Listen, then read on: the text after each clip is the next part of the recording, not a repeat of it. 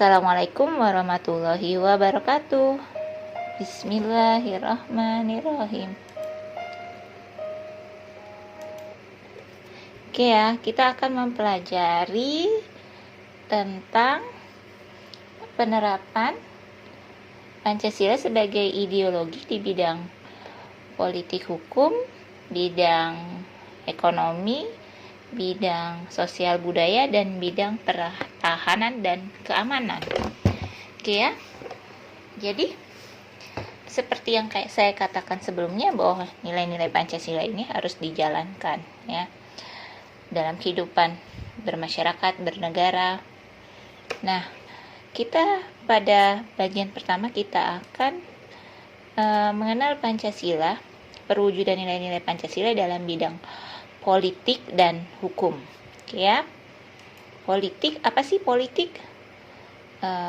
Pengertian politik itu adalah proses pembentukan dan pembagian kekuasaan dalam masyarakat yang antara lain berwujud dalam proses pembuatan keputusan, khususnya dalam negara. Jadi jangan disangka politik itu hal-hal yang jelek dulu ya. Politik itu proses pembentukan dan pembagian kekuasaan dalam masyarakat yang antara lain berwujud proses pembuatan keputusan.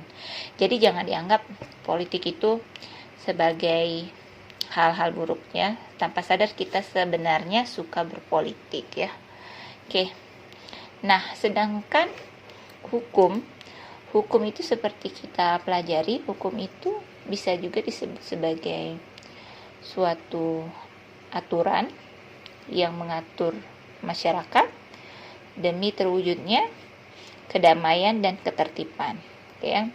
Nah, apa sih wujud nilai-nilai ini? Nah, perwujudan nilai-nilai Pancasila sebagai ideologi terbuka dalam bidang politik dan hukum itu terlihat dari persoalan lembaga negara, hak asasi manusia, dan demokrasi ya. Kita lihat, dan juga dalam hukum ya, kita lihat lembaga-lembaga negara mengalami penyesuaian setelah adanya amandemen ya. Amandemen itu perubahan, tapi tidak merubah secara keseluruhan. Amandemen itu tetap berpegangan prinsipnya pada Pancasila ya. Nah, ada beberapa perubahan, diantaranya adanya lembaga-lembaga baru dalam sistem pemerintahan Indonesia, contohnya DPD, Mahkamah Konstitusi, dan Komisi Yudisial ya. Nah, kemudian di bidang hak asasi manusia itu diubahnya pasal di amandemen, pasal-pasal dalam undang-undang, khususnya adanya pasal 28 ya dalam undang-undang dasar kita, itu yang merupakan pembahasannya mengenai hak asasi manusia. Oke ya, dalam bidang itu. Dan dalam bidang demokrasi, contohnya pemilihan presiden yang secara langsung ya. Kalau dulu perwakilan berkumpul di MPR ya, namun sekarang kita bisa memilih presiden secara langsung, mencoblos secara langsung. Dan juga setelah amandemen, presiden itu hanya 2 kali masa jabatannya ya.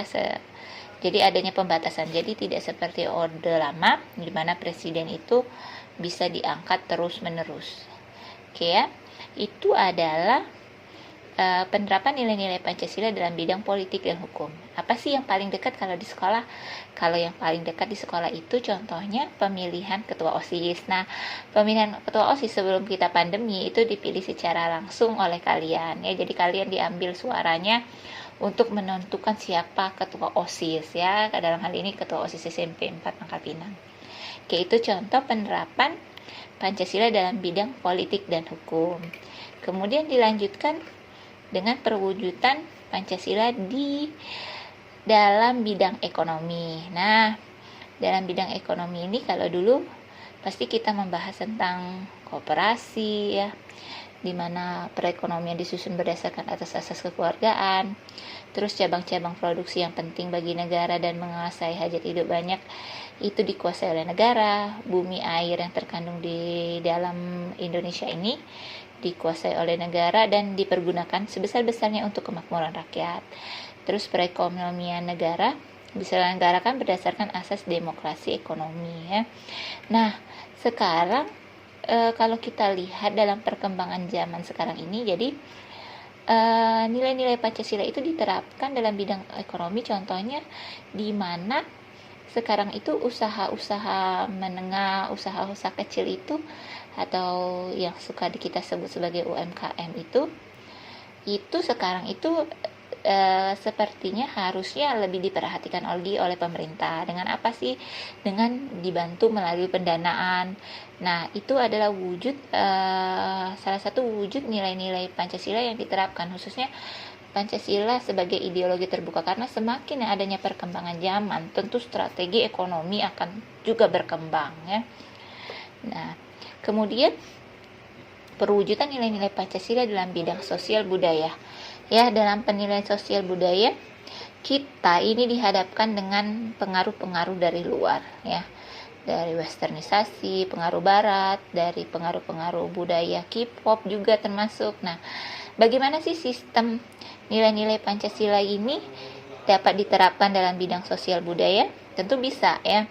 Jadi Pancasila itu sebagai penyaring budaya. Kita boleh kok mendapatkan budaya dari luar, tapi yang sesuai dengan Pancasila. Nah, dalam perkembangannya bidang sosial budaya ini juga dapat membuat kebudayaan kita harusnya juga dikenal di luar ya.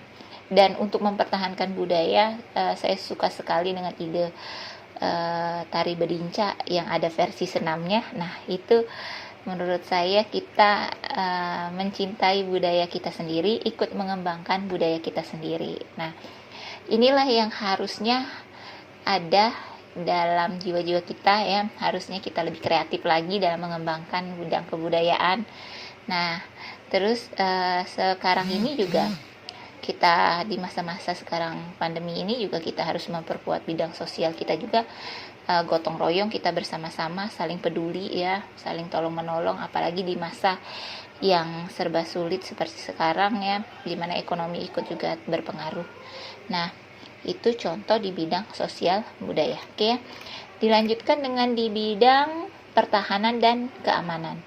Oke ya, kita tahu bahwa kita harus mempertahankan Indonesia ini. Nah, jadi mau sekarang, mau dulu, mau sekarang, itu tetap saja kita harus menjaga kesatuan wilayah Indonesia, menjaga pertahanan dan keamanan wilayah Indonesia ya. Jadi perjuangan kita ini untuk mempertahankan negara ini juga dilalui dengan perjuangan secara diplomatis ya, tidak serta-merta kita itu harus berperang, tapi kita juga harus mempunyai strategi-strategi untuk memperkuat wilayah pertahanan dan keamanan Indonesia. Ingat, wilayah Indonesia itu tidak cuma hanya daratan, tapi juga wilayah lautan dan juga wilayah udara. Oke ya. Nah, untuk di lingkungan masyarakat juga kita dari dulu sudah mengenal dengan Siskamling ya, sistem keamanan lingkungan. Nah, ini juga kita pertahankan karena kenapa? Karena di situ saya pikir ada nilai persaudaraan juga di Siskamling. Kita dengan Siskamling itu juga membuat masyarakat itu bisa menjaga wilayahnya masing-masing, oke ya. Nah, dengan Siskamling itu kan ada jadwalnya sehingga kalian itu bisa berpartisipasi dalam masyarakat, oke ya. Itu merupakan contoh penerapan nilai-nilai Pancasila sebagai ideologi terbuka yang dari uraian ini kita lihat bahwa Pancasila itu terlihat sebagai ideologi terbuka karena bisa menyesuaikan dengan perkembangan zaman dan tidak bersifat kaku. Oke ya, itu saja penjelasannya, tugasnya dikerjakan ya, semoga bisa. Oke, Ibu sekiankan dulu. Wassalamualaikum warahmatullahi wabarakatuh.